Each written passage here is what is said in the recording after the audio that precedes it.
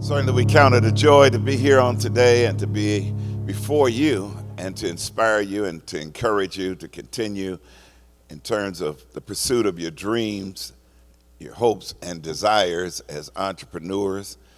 Some of you are considering it, others of you are already doing it, and some of you may decide that maybe this is not for me. That's a choice you'll have to pray about, a decision you'll have to make. But certainly, it has been the most rewarding journey of my life.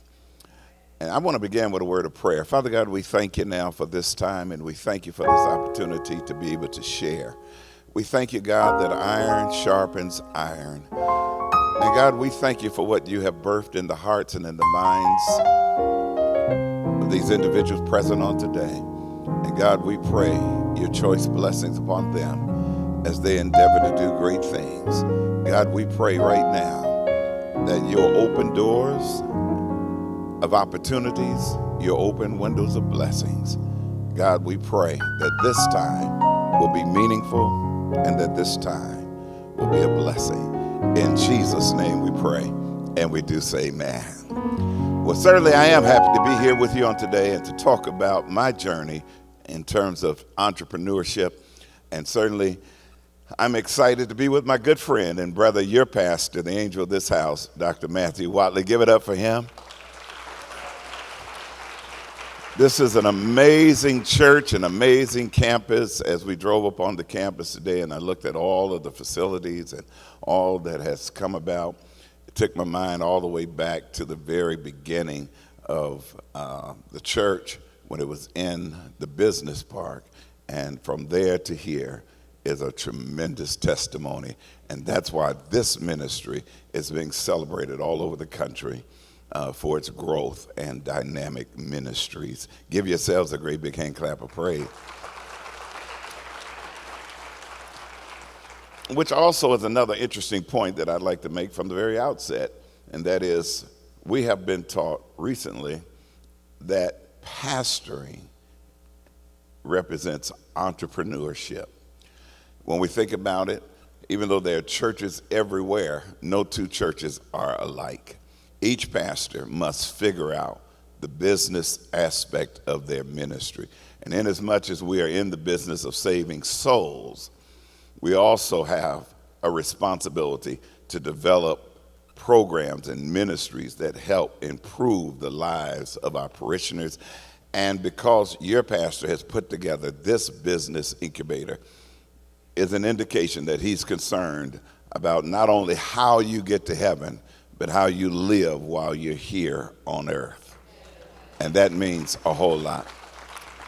But then he's also concerned about the development of us as a people, as a race, that we will develop independence and entrepreneurship, and that perhaps we will bring back Black Wall Street.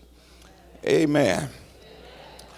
And so in the light of that, again, I celebrate you, Pastor, for what you are doing and how you are inspiring your people. With regards to that, he gave a couple of jokes. I might as well throw another one or two in there. Whenever you deal with people in the funeral business, people get a little eerie, a little reserved, and they don't like to talk about dying and all of that. But the truth of the matter is, everyone's going to die. You're going to die sooner or later. With regards to that, in this business, I say it all the time that I'm the last one to let you down. You'll catch that on your way home. But another thing about this business is that it helps me in other ways in my life because sometimes I have a need for interaction and fellowship. And so this is a business where people are dying to see me. You'll catch that on your way home too. But however you want to look at the funeral industry, and as you think about it, I want you to know this first and foremost, that as we consider what we do in terms of the funeral industry, it is really a ministry. First and foremost, it is a ministry. And often the same expectations and standards that you expect of a church and of a pastor, likewise, are the same standards that are expected and required of funeral homes and funeral home operators.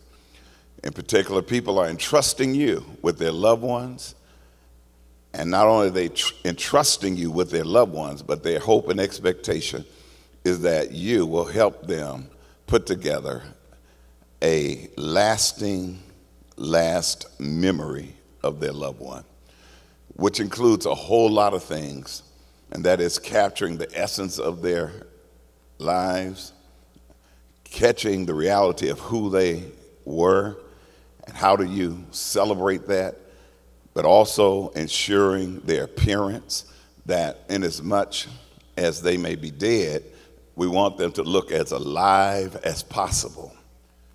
And inasmuch as they may have gone through long-term illness, the world has not seen them perhaps for months and sometimes even a year. And the illness has changed their total appearance. But in some way or another, when the day is done, we want you to make them look like they looked 2 years ago, 3 years ago. And often you're graded based on how well did you prepare the body. And many times the family is okay because they do an initial inspection and they remember what the individual looked like yesterday when they passed. But the congregation hadn't seen them in 5 years, so the congregation walks in expecting them to look like they looked 5 years ago.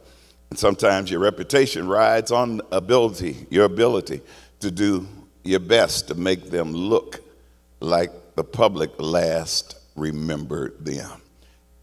You'll be honest, you'll think about it in terms of some funerals you've attended. You're like, but they didn't look like themselves.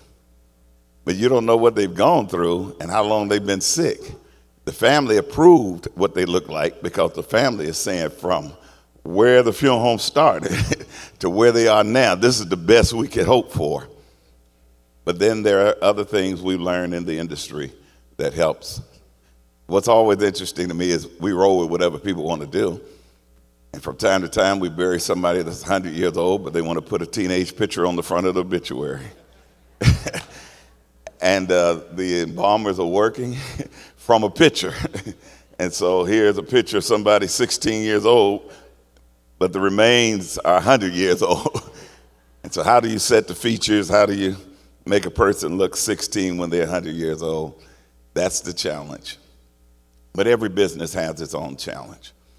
And so with regards to that, this is what I want to say to us in terms of being in business. 80% of all businesses are alike. 20% is the specialty of your business. So once you learn that 80%, you can move from business to business.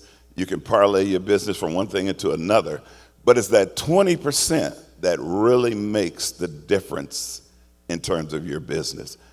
But it's also that 20% that gives you the ability to scale your business. And that's what I want to talk about today. The new economic reality, the highs and lows of entrepreneurship. And as we look at that,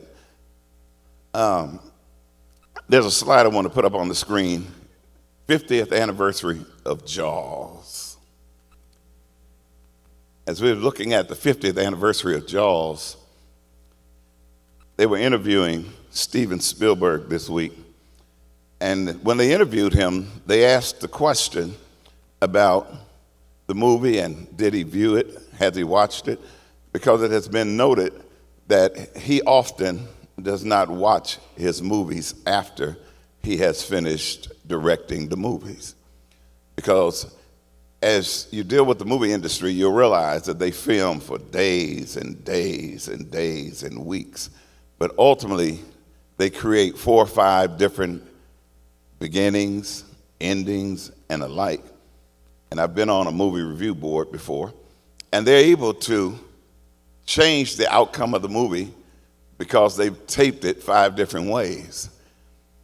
And so once they have people who sit on movie review boards, where I've had the privilege of being at times, we give our feedback and our critique, and they listen and they think about it, and then they go back to the editing floor, and there they cut, they change, they splice, and they put it all together.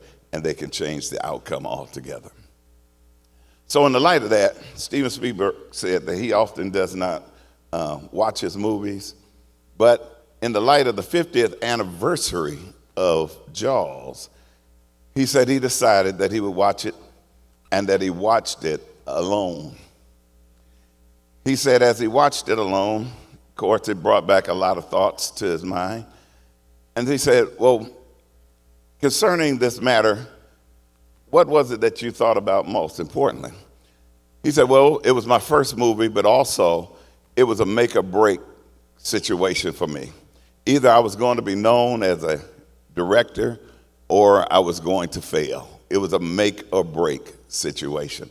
Well, we know now, 50 years in the rearview mirror, that it made him. They talked about, well, what made it such a great challenge? He said, well, two things that were really unique concerning what we were doing. He said, well, I decided that we were going to actually film the movie in the ocean. And so it was filmed in the Atlantic Ocean off of Martha's Vineyard. He said, in the light of that, the challenge was to deal with the current of the seas, that the sea is constantly changing, the current is constantly flowing, and you got to be able to figure out how to make each day a successful day in terms of filming, but yet dealing with real elements and the unpredictable aspects of nature. He also said the second greatest challenge of the movie was to work with the mechanical shark known as Jaws. He said the shark kept breaking down. The shark kept needing repairs. And he said ultimately the shark was about to tank the whole project because of all the time that was being lost repairing the shark. And yet you got all of these components that are a part of making this movie. Caterers there serving food.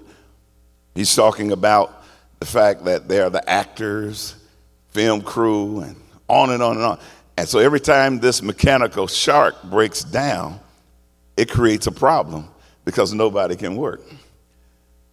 But ultimately, they finished the movie, and now we're celebrating the 50th anniversary of the movie Jaws. Last weekend when they decided to put it back on the silver screen, it came in number 2 at the box office. 50-year-old movie. But what made it an attraction? Marketing, the idea of 50 years later. They asked him, do you think you'll ever do a Jaws 2? He said, there's never a need to. But then also, when you think about it again, he said, in terms of Jaws, he said, there's no desire to do it again. He said, but what is unique about the 50th anniversary of Jaws is the fact that now we have new technology in the theaters. And now we're able to show it on new technology, or with new technology. And we can take it to 4D theaters and give it a whole new look.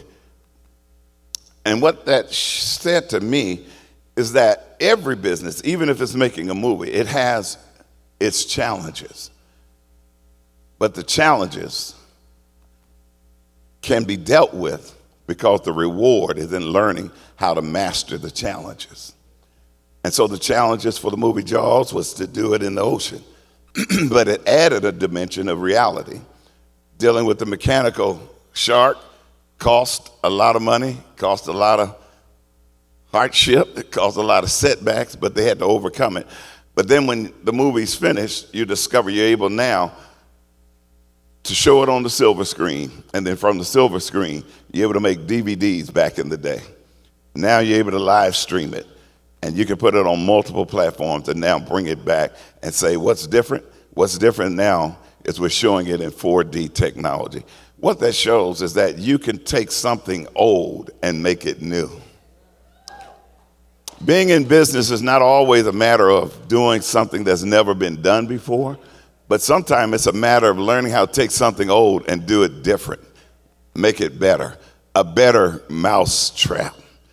Is what entrepreneurship is all about. I think about certain books I've read, From Good to Great, Too Big to Fail. And even when I think about that, the other day, my mother was complaining. I live in Texas, she lives in Illinois. She was talking about her ingrown toenail and how she had gone to the doctor and how she had had surgery and how she was soaking her foot in Epsom salt. She said, I have enough Epsom salt for one more day. Now I got to figure out how to get some more Epsom salt because she lives alone. And I said, don't worry about it, Mother, I'll handle it. She said, well, I'll think about somebody to call. I said, don't worry about it, Mother, I'll handle it. She said, how are you going to handle it? I said, in the morning between 4 a.m. and 8 a.m., it's going to be on your door. She said, how are you going to get it here? I said, Amazon. I just looked it up. I said, which brand do you want? And the next day she called me. She said, I got my Epsom salt. I said, awesome. She said, how did you know you could do that? I said, well, the world has changed. I said, remember you introduced me to a Sears and Roebuck's catalog as a little kid, and I looked through it and picked out what I wanted for Christmas, and somehow or another you ordered it, and ultimately it showed up. I said, well, Amazon started out as a used bookstore. As I was searching for religious books that were out of print, I would go to Amazon, and there I would find them. I said, now, Amazon is a fulfillment center. Keyword, fulfillment center. It offers one of everything in the world. That's what they advertise. I said, and in fact, I said, all I did was went to their website, looked up Epsom salt, and put your address in and charged it to my account, and it delivered it to you between 4 and 8 a.m. while you were still asleep. Amazon is really a recreation of the Sears and Roebuck catalog. However, Sears and Roebuck failed to figure out how to integrate it with new technology, and now they struggle for existence, and most of their locations are closed. However, Dallas-Fort Worth, Dallas in particular, was the headquarters for Sears and Roebuck. And even to this day, those buildings still exist, but they're no longer catalog centers. They're no longer offices and shipping departments. They have now become Southside condominiums. They've converted all that space into living spaces. And those buildings are huge. You think an Amazon facility is huge. Those facilities are huge, but they're no longer used for Sears and Roebuck. But yet Amazon has come along, taken their concept, taken it to the next level, and repurposed all that space. When we think about entrepreneurship, the question is, what need can I solve for people? How can I meet a need? And then if it's not a matter of how can I meet a need for someone, another question that we can ask ourselves is, what can we provide for people that will make their lives more enjoyable, make their lives more pleasant?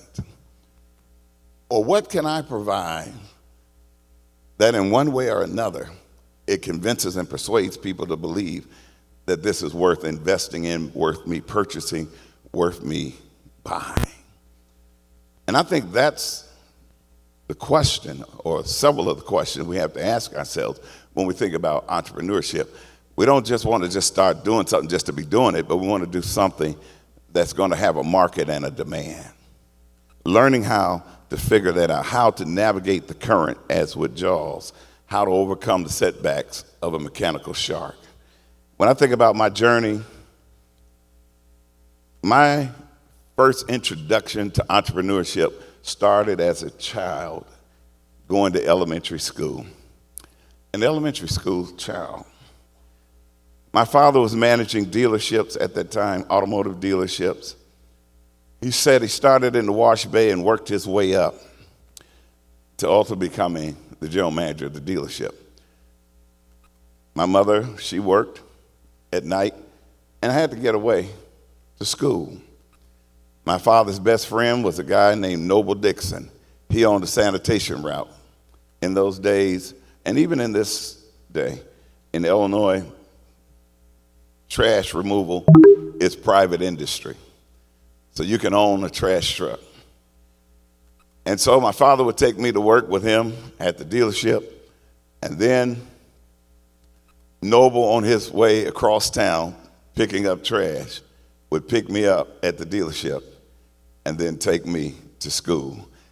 Kids would laugh because I'm getting off the trash truck walking in school. But in those days, I also I enjoyed wearing suits back then, so I'm getting off the trash truck with a suit on. Interesting journey, getting off a trash truck with a suit every day. But it introduced me to black business, black entrepreneurship. I watched Noble Dixon develop that business, and then suddenly he had a heart attack and passed. His son took over the business. He didn't have much interest in it. Ultimately, he sold the business, but he ended up selling the business to a neighbor right across the street from my mother. And that family owned the business for many more decades. That family became the neighborhood house, the neighborhood mother, and as a result, Miss Willis not only looked out for me, but all the children in the neighborhood. But not only did she do that, but she ultimately became the godmother for all three of my children. So every day I ate at her house, and every day I sat at her table, but also each day I sat in the office with her husband who was operating the trash truck. And I learned the ins and outs of a trash truck business. I learned the mechanics of how to keep the truck going, the setbacks, the challenges, the ups and the downs. Early beginnings. Well, as I said a moment ago, my father was managing automotive dealerships. I learned a whole lot about that, and I continue to learn a lot about that from him. But also along those lines, the world changed again. How did the world change? Well, Andy started out in the 50s growing up on a farm in Louisiana. 59, he moved to Illinois to be with his mother, who had migrated north. And he sat in the wash bay and worked his way up to becoming the manager of the dealership. He talked about even the fact that the owner of the dealership at one point said to him, I need you to go out and find us some additional brands because we're selling Pontiacs, but we need to add something else. He said he explored Toyota, they wouldn't give him a franchise. He explored Nissan, they wouldn't give him a franchise. He said, but finally there was a little company. He told them they only have 2 cars. The car comes with an AM radio or no radio. But this is the only one who will work with us. The owner said, well, what is the brand? He said, Honda. Honda has come a long way since the 60s. And I remember that dealership, Pontiac dealership, Honda dealership, still exists. And every time I'm in Illinois, I still go back to the dealership. They remember me. I remember them.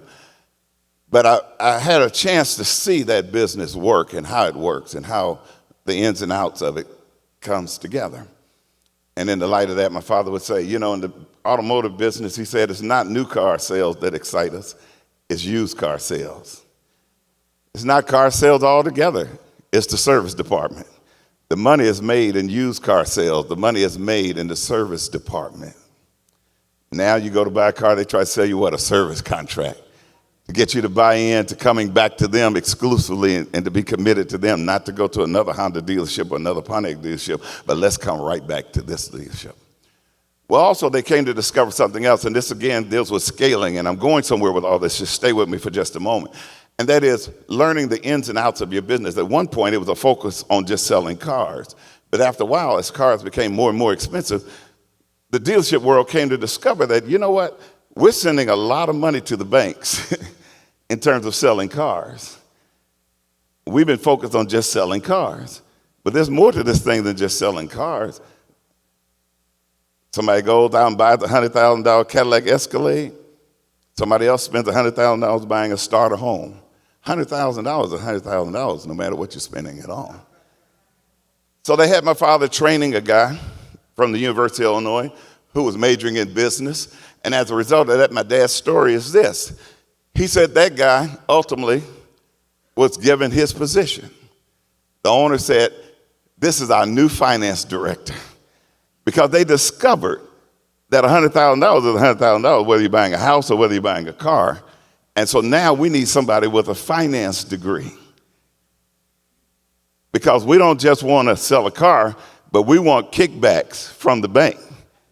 And so that rate, when you're sitting there negotiating with them, it can fluctuate because the truth is there's a markup on that rate because they're saying to them, hey, listen, we're sending you all of this business every day and we're making nothing.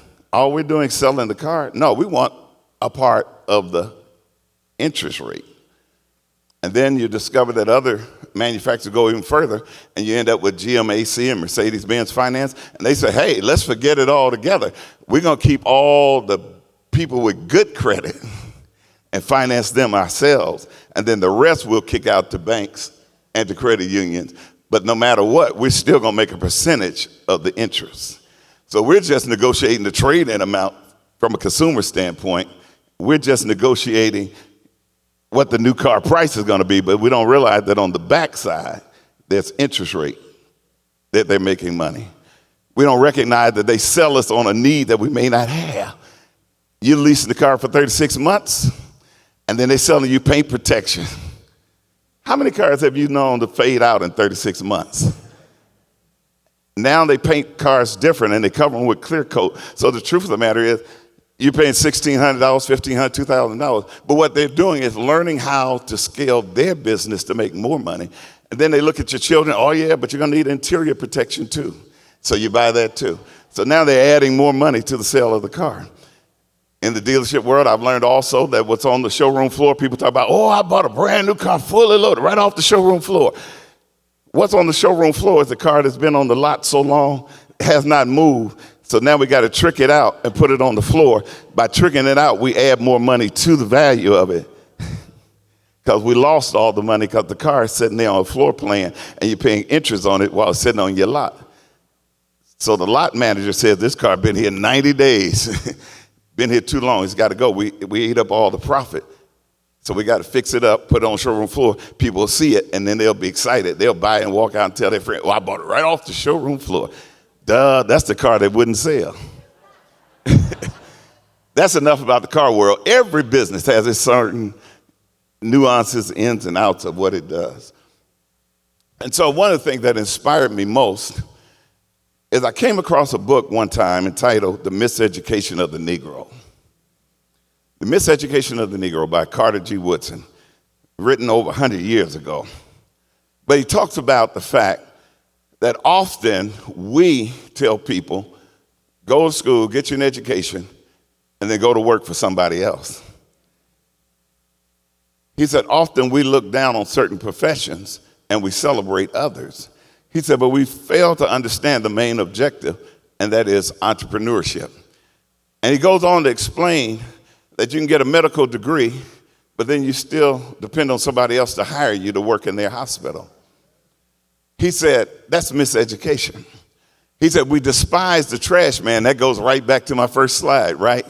And he uses that example. He said, you despise the trash man who drives through the neighborhood picking up the trash because you think of him as just picking up trash. He said, but if he owns his own truck, he's more independent than the doctor who has to depend on a hospital to hire them. It's the idea of entrepreneurship, owning your own business, controlling your own destiny, setting your own course for success. And so he wrote a second book entitled The Re-Education of the Negro. I gave that book to my children years ago, told them to read it. And I'm blessed at this point to know that my children are inspired in the area of entrepreneurship. Each of them have their own interests. They don't have my interests, but they have their own interests, and I allow them to cultivate and develop their own interests. So when you look at this next slide, you see a red tow truck. This red tow truck was my father's first move after they told him that the guy that he had hired from Steak and Shake, who was flipping burgers, attending the University of Illinois, getting a business degree, would now take his position. My father took a break.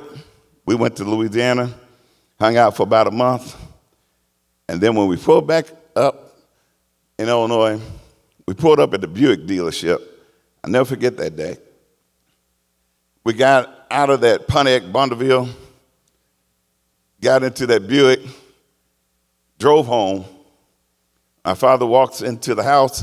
He turns, picks up the phone, called the owner of the dealership and said, hey, I thought about that job offer you made me. How you going to put me on commission only now? You can take that job and shove it. And in fact, you can pick up your Bonneville at the Buick dealership. And he hung up the phone. And that was the beginning of Andy's enterprise. He bought his first tow truck, and that's it. And from that one tow truck, I don't have a slide, I think, but now there's 15 other tow trucks.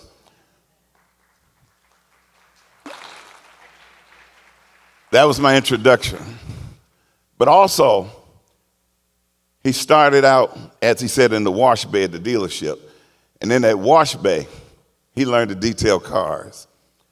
Well, also, he started another business, Andy's Auto Beauty.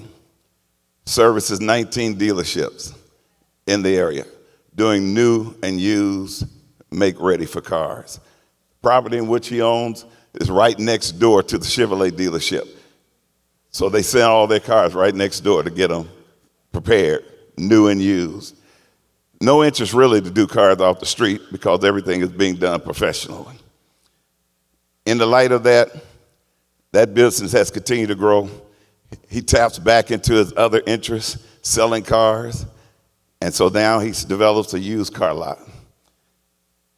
As I'm growing up in this business, doing detail work every day, and other days driving that tow truck, sometimes out in the snow and all of that stuff, I'm like, hey, I don't think I want to do this the rest of my life. We got to figure out something else to do. And so after I finished college, he said, well, what do you want to do? I said, man, why don't we start limousines? I can do that. I can drive limousines all day. Now, who would have ever thought everybody would be so excited about driving their own personal cars called Uber and Lyft? But however, that was the beginning of Andy's Limousines. And that one limousine grew and grew and grew until it's become now a fleet of limos, from Hummers to party buses to limousines of every sort.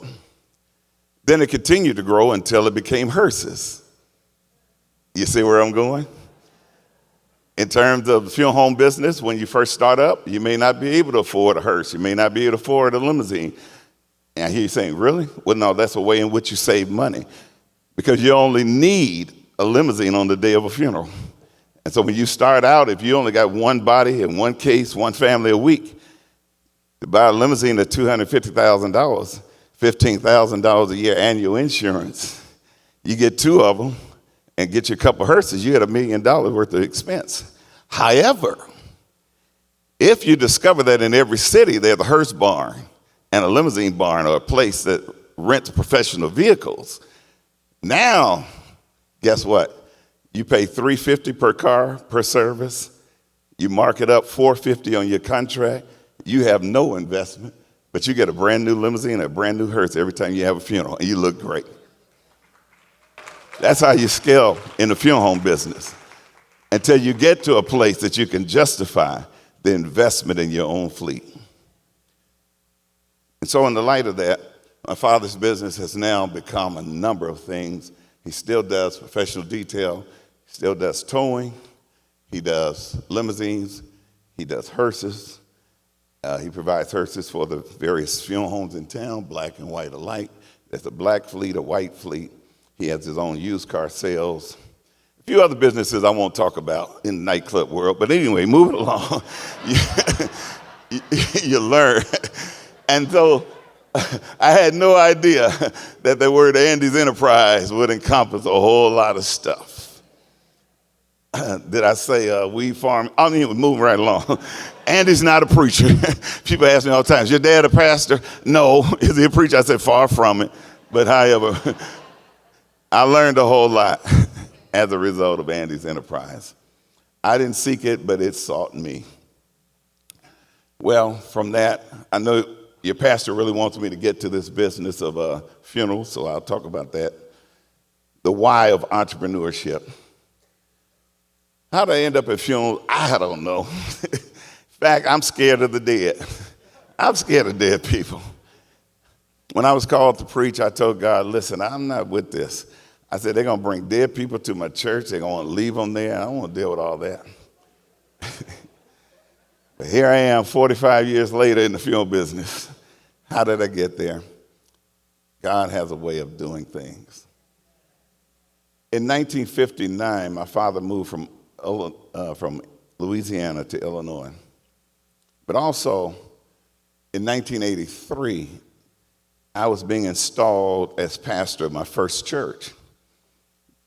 And as I'm sitting there in the chair with my suit on and family beside me and all of that, when the service ends, a gentleman walks over and says to my father, "Drew, it's good to see you." And my dad, he lights up and they hug each other. And I said, my dad doesn't know anybody here in Texas. It was at that moment that my dad said, "This is John, son. We grew up in rural Louisiana together. I left in 59 and went to Illinois." He said, "John, where you been?" He said, "I came to Dallas because the Ku Klux Klan killed my best friend, told me I was next. And I fled and I came to Dallas." I said, "Really?" He said, "So what are you doing?" He said, "Well, I'm about to open up a funeral home." He said, "Well, what's your background?" He said, "Well, I've been working for Red Ball Freight Line, but they closed down. Now I need to pivot into something else." My dad talked about his businesses. He said, "My son's here. As you see, he's the new pastor." John said, "Will y'all come by and look at my place?" I said, "Sure." And so right after my installation, still going to dinner and celebrating, we went by a building that was about to be converted into a funeral home. And from that day, the first body to now, to serving over 3,000 families annually, I've been right there as chairman of the board. I've watched it grow. I said to John, "Well, what is it that's going to inspire us?" He said, "Well, this is what's going to inspire us." He said, "I remember when my mother died when I was a child and the funeral home took all the money and left us with nothing, and we had a small family, and we were trying to survive. And I said to God, if you ever bless me to open up a funeral home, I'll make sure that we never take advantage of a family and leave them with nothing." I said, "I can get with that." And in the light of that story also, you see a picture of Miss Beck with his wife. She was managing a 7-Eleven. She was shot during an armed robbery along with their daughter, Charlotte. She had many health challenges until the day she died. But the three of us kicked off the Golden Gate Funeral Home. What enabled me to be an advantage to them to get started was, number one, was my upbringing, my exposure to the trash business, my exposure to Andy's Enterprise. But also when I went off to college, normally they pair religion and philosophy together. But the Lord spoke to me and said, religion may not work out for you. You better figure out something else. I said, okay. And so I told the counselor, I said, I want to major in religion and I want to major also in business. And I paired the two up together. Often my colleagues were like, man, why aren't you in philosophy? I said, man, you can philosophize all day if you want to. I said, you can talk about Aristotle, Socrates, Plato, Zoroaster, and on and on and on. I said, but Doc, I'm trying to figure out how I'm going to make some money when I get up out of here. I might not get called to a church. And I tell you what, that was the best decision I ever made in my life, to major in religion and minor in business administration. Because when I finished Bishop College, I didn't have a church to go to. So I said, well, what do you know about? I said, I know about cars. I applied to a place called Checker Auto Parts that later became known as Chief Auto Parts, and later became known as AutoZone. I became the #1 manager in the entire country. But I went back to what was natural for me. Later, I got called to pastor. And it was later that I met John. And it was later that I could bring that business insight to the funeral home. And in management, what they said to me is, you don't have to be here every day. As long as your store opens and operates accordingly, We don't care what you do. Oh, I said, you don't? Cool. I put on my Golden Gate suit, and I became the free help of the Golden Gate Funeral Home. Because you need some people who are going to partner with you, because everybody can't eat and live of the business when it first gets started. I brought the business side to it because John was what? A worker at freight, at Red Ball Freight, but he had no business background. I brought an initial investment, the first limousine, the first lead car. How did I pull that off? Because I started with Andy's Enterprise.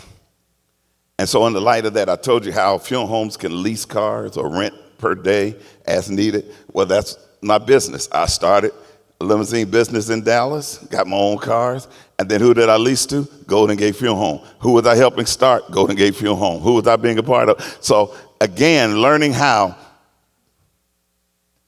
to integrate these businesses and different components together has been a part of my journey.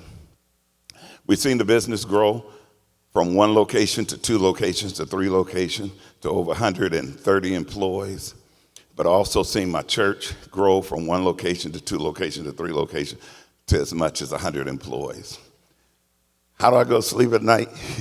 I close my eyes. Because something is always happening with the current, back to Jaws, and the mechanical shark that keeps breaking down. But you got to develop good systems. Tell somebody good systems. In terms of how we started in the funeral home business, we manned the phone 24/7. Every phone call that came in, we answered it. And people die at the most inconvenient times. 2 a.m. in the morning, 3 a.m. in the morning, but you got to catch that call. As we kept going forward, we discovered that as we started growing, John ended up with sleep apnea because he couldn't sleep at night because he was so used to answering the phone all throughout the night. But later we learned to hire receptionists. Then eventually we ended up hiring a operator system that answers the phone now so that I can sleep. John and Aline Beckwith, they've gone upstairs to heaven. John Jr. was in high school at the time, but he has now become our day-to-day operations, our CEO. I continue to give oversight to the entire business. But we discovered that within the funeral home business, let me say this for as business owners are concerned in entrepreneurship, there's a time when you start out having to do everything. So there was a time when I was driving the first call car, going out to pick up the deceased, fresh death, raw death. There's a time when you got to be the embalmer. There's a time, when you got to be the one that's making funeral arrangements. There's times when you got to do everything. Well, we've grown to a point and a place now. We got departments, we got managers, we got systems, and that's why I can afford to be here with you, because on the average Saturday, we typically may have 30 to 35 funerals in any given Saturday. Back in the day, I couldn't be here on a Saturday. But now I slept good last night, woke up this morning, not even worried. John is overseas with the owner of March Funeral Home, who's become humongous from this area. But in the light of that, we're able to take off now because of systems and having people in place. And that's so important. So you got to develop good systems along the way. And now what's interesting is we have people who work for us who only know how to do one thing. But as an entrepreneur, you got to be able to do everything. There's not a business that I involve myself in that I can't do everything that's associated with that business. Because number one, it helps you to manage your employees, because you let them know that, listen, if you don't do it, I'll do it. And if I got to do it, I won't keep you around. Right now, I have a CDL driver's license in my pocket. Why? Because I own a motor bus. My church has a motor coach that hauls 56 people at a time. But back to my old business model, I will never have a business that I'm involved in that I can't do every area of it. And so from time to time, they'll say, we don't have a bus driver for the trip to do so and so and so. I said, okay, I'll drive it. Now all of a sudden, church manager gets embarrassed, and before you know it, guess what? They find a driver before I start driving. We can't let pass it. But then I have a few pictures of me driving the bus. I want to say to you as a business owner, you got to be willing to do it all. You got to learn to do it all. And that's the only way you can train others to do what you do. I've gotten to a point now, I've worked myself out of a business. But how do you scale a funeral home business? How do you start it? How do you get off the ground? Well, we sat there waiting on the phone to ring. Much to our surprise, our first customer, first family, ended up being a guy by the name of Gino. He was helping to remodel the business. And one day he came by, and we didn't know he was in a low place. He came back and committed suicide on the front doorstep of the funeral home. But he was our first family. From there, God just started using situations after situations to help us get off the ground. How did we enter into the market that was already existing? I was talking about that a while ago. How do you get into a market that's already existing? I talked about the example of Sears and talked about the example of Amazon. Well, how do we get in there knowing that there were other funeral homes already in town? Our slogan became, the cost of high funerals are over. We put up on a billboard a sign, complete funeral, $600. Metal casket included. That was unheard of. How can you have a funeral for $600? Of course, that's 45 years ago, but it was true. It was not a gimmick. It was a funeral that we chose not to make money off of. It was a funeral that we knocked all the way down to the bare basic, the bare minimum. And we legitimately offered it. Because you can't make money off of every funeral. The IRS will wear you out. So you start discounting it. You list it as it is, and you discount it down, and then you write it off. There are more than one way to make money. It ain't always by just receiving what you expect, but it's learning how to write off. And when people found it to be legitimate, that's how we grew. We grew so much so until in Dallas, the mortuary college is there. They started bringing students every year for a field trip to Golden Gate Funeral Home. They said, here's a funeral home operating in a building with 2 rooms only, burying over 1,000 people a year. We have $1 million facilities all over the city, and they're out burying everybody. We need to know, what do they do, and how do they do it different? We showed people that we care, that we're concerned about them. And they didn't care that when they walked in the room now, 8 bodies are on display in the same room. Just turn. All they knew was they got a good value. We cared about them. And our motto became, where service begins and never ends. How do you grow it? You develop relationships with pastors. You develop relationship with churches, with politicians, community leaders, referrals, branding, and how you handle the people who come to you. You got to be able to change the mindset. Funerals are for the living and not for the dead.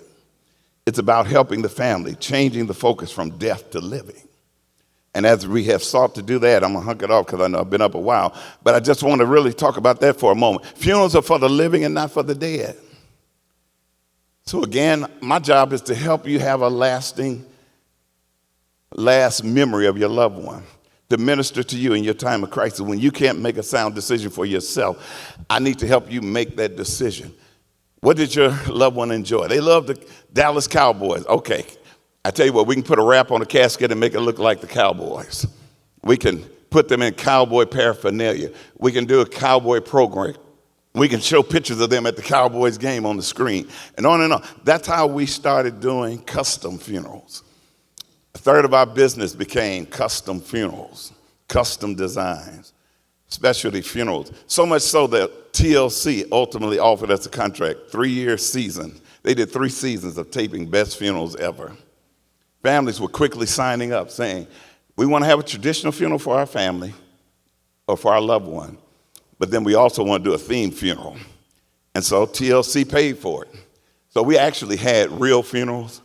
Everything you see on TV with TLC and best funerals ever, there was no bodies in those caskets. Those were scheduled a week or 2 later.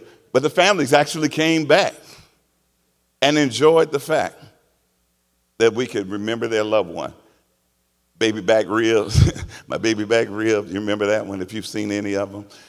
A whole lot of different crazy things, but they were things that people enjoyed doing. We discovered that the mainstream other folk who do funerals started subtle marketing, showing men walking through a park holding a canoe. They wasn't as loud as we are, but they were showing the same thing, themed funerals. That became our niche. And when you deal with business, you got to figure out what sets you apart from the others. Niche. Ask the Undertaker became a television show. Came in right after my church broadcast. Duh. We were on gospel radio every day. Ask the Undertaker. Inside look to the funeral profession. Now we have a podcast. We have a morning drive with the Undertaker. And of course, best funerals ever. Are things that became a part of who we are, what we do. Also, we discovered accidentally something else. And that is when it came to funeral cars, my grandmother, she talked about, I don't like black cars because the hearse that drove my mother away was a black hearse. Well, when we started, we started in this 2-room house. We had a partnership with a guy who owned a professional coach business, meaning selling limousines and hearses. He was our landlord. And in the light of such, he wanted his rent every month. I said to him, Len, if you're going to want your rent every month, we're going to need some cars to get to the cemetery. He said, okay, cool. You can use what I have in inventory. Well, at that time, he was allowing us to use cars that were traded in. Cars that had been traded in. We were the laughing stock of the city at one point because our cars were breaking down on every funeral. Yeah, they were traded in with 100, 200,000 miles. We even had a car to catch on fire in the cemetery. Burn completely up. While the family's standing there, loved one over here on the lowering device, the limousine on fire. I said to Mr. Summers, listen, man, if you want your rent, you're going to have to work with us. He said, what do you mean? I said, well, number one, we don't know which color our cars are going to be from week to week because you're giving us what's traded in. One week we got blue cars, another week we got red cars, another color, gray, black. You never know. He said, okay, I'll tell you what. I'll let you have new cars, but you got to promise that you can't unwrap them. I need them back at the end of each day. I'm like, okay. So he started allowing us to use new limousines, right? But guess what happened? The new limousines were mostly VIPs. So they got the disco lights, television, and all of that in there. So the competition started talking about us again. Said, man, they out there using party cars on funerals. But we were just trying to get some new cars. And so in the light of that, we learned how to parlay it into a positive. Remember my slogan a moment ago? Funerals are for the living, not the dead. Our response to the world was, guess what? Sometimes the only time a person will get to ride in a limousine is when someone dies in their family. Funerals for the living, not the dead. And my, has that worked out for us. After a while, all the competition started ordering VIPs. Because they said, we got to figure out what they're doing that's making them successful. We got VIPs accidentally. Typically, a funeral car looks like a church bus, just 3 rows of seats. But all of ours are now tricked out inside. But also, how did that help us out? In another way, it helped us. Because at night, now we can run limousine service. Certain services. No weed smoking, no drinking. But we offer free limousines to pastors and their families anytime they want to go out, anytime they want to celebrate, anytime they have a pastor anniversary. So when they have death in their family, which funeral home they going to call? Man, call Golden Gate. Learning how to work your business. Also, we take their children to proms. We take folk, out on special occasions free. You do that for those pastors for free because they're going to remember that. Because who's there when mama die? Pastor. What funeral home shall we call? Golden Gate. I hate to see you die, but I hope if you do die, you go to Golden Gate Way. And so you got to learn how to give back to the community, give back to the people that you're going to serve, hoping that in one way or another they'll remember you in times of crisis. Now, there are funeral homes all over the country who tell us, we just study what y'all do. We got one market, they don't want anything but conservative Lincolns and Cadillacs, and that's fine. Dallas is a flamboyant city. You saw the movie Dallas back in the day. So in Dallas, some of everything is in our fleet, from Bentleys to Rolls Royces to Lamborghinis, all of that. That market likes that. We have another market in Louisiana. All they want is a horse-drawn carriage. So each market is different. Each market, we respond to them differently. But learning how to take something that could be a negative, learning how to turn it to a positive. So we have a location in Dallas, a location in Fort Worth, and a location in Louisiana. We've had several locations we tried that didn't work, and sometimes you got to learn how to pivot from that, sell that location, and move on to something else. How do you secure the future? Here's how you secure funeral business. We have what we call pre-need services, where individuals go out and write pre-needs. They're backed up by insurance companies, and your relationship is between you and that insurance company. But we guarantee the price of that funeral based on your pre-need arrangement. It's attached to us, but it's not limited to us. So you can take it and transfer it to another funeral home. But if you do it with us, you got a locked-in price. Recently, we buried a family's loved one. They took out this pre-need 40 years ago when we were offering complete funeral, $600. That contract was written at $1,600, $1,600, right? 40 years later, we had to honor that contract because they brought it in, right? I said, they believed in us when we were just beginning. And we had to offer that service for $1,600. That same service today is an $18,000 service. But we had to honor it. So pre-needs is the way to go because it locks in the price for today. And 40 years later, that funeral home has to honor it. Now, if you go to another funeral home, they don't have to honor our contract. That's why you stick with who you got the contract with. In the light of that, it also will help you in terms of building a book of business. It's also considered as an asset. And in the light of that, you can go to the bank with your book of business. So it's not just today's at-need services that you're providing, but future business that you're providing. And the good thing about it is your pre-need counselors are being paid by the insurance company and not by you. But it guarantees future business. Also, when we look at one more area that I want to talk about, and that is, in closing, the fact that Proverbs 13:22 says, a good man leaves an inheritance to his children's children. Create generational wealth. Tithe unto God and tithe unto the community is where I close. And here's what I want you to understand. If entrepreneurship is your passion, don't waste your time with anything else. Figure out what you love and do it. And if you want money, don't do it. We're in this business because it's a ministry. We're in this business because we're last responders. We're here to help people in their most vulnerable time as they deal with the passing of their loved one. So after 45 years or 50 years of exposure to entrepreneurship, Pastor Darrell is standing, so I guess my time is out. But I've sure enjoyed being with you today. And I've talked about a lot of different things.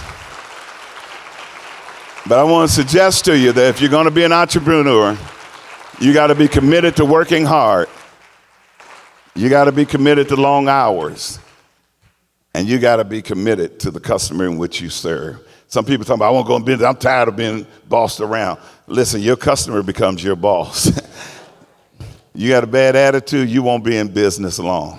I tell people all the time, the customer is always right because the customer is who keeps us in business. So I hope that I've said something that has helped you along the way, encouraged you along the way, and inspired you to be your best entrepreneur that you can be. God will use you. You pray about it. Let him guide you. Let him direct you. Learn how to keep pivoting.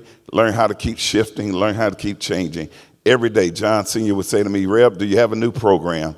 I said, what do you mean? We got to come up with something new. You got to keep coming up with something new. You got to keep changing, and you got to learn how to remain relevant so you can move from good to great and that you will not become irrelevant. Learn how to pivot even in the worst of times. Every business has its highs and its lows, but it's in your ability to pivot that you learn to survive. COVID was good in one sense for the funeral business, but it was bad in another sense because people were no longer renting limousines. They were no longer printing programs. But we learned to take all the businesses that we farm out and make them in-house. You learn how to bring your printing in-house. You learn how to bring your flower shop in-house. You learn how to bring everything that you rent from others in-house. And we had to learn how to survive because the limousines were sitting and nobody was using them. People even stopped buying high-end funerals because they said nobody will be at the funeral. But you had to learn how to survive. And in every business you're in, you will have a high and a low. But you got to learn how to pivot, to adjust, and survive. Thank you for your time. I hope you've been blessed.